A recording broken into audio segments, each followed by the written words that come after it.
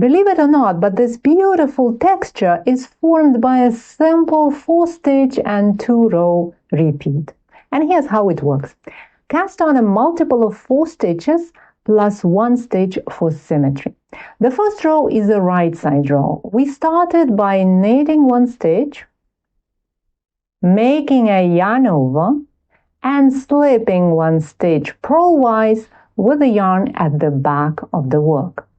And then we do an unusual move that forms both this little twig element and the biggish hole above it. We knit 1 stitch and pass the second stitch on the right needle over the first one, essentially binding it off. And we do it again. Knit 1, bind off.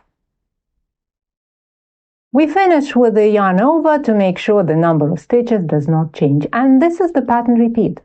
Knit 1, yarn over, slip 1 with yarn in back, knit 1, bind off, knit 1, bind off, and we finish with the yarn over. And if you hold yarn in your right hand, you will do it like this. Knit 1,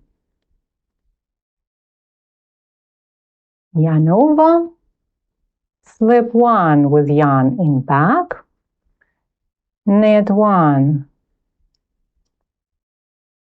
bind off, knit 1, bind off, and the final yarn over. And when we get to the last stitch of the row, we knit it.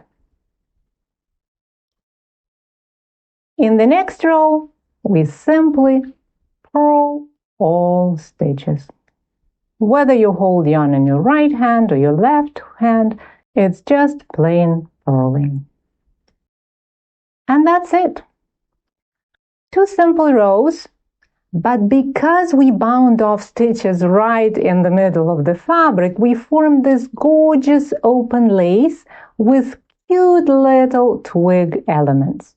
The fabric looks nice on both sides, and it does not curl at the edges.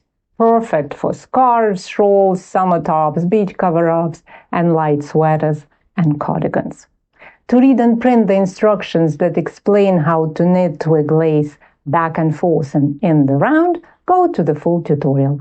The link is in the video description.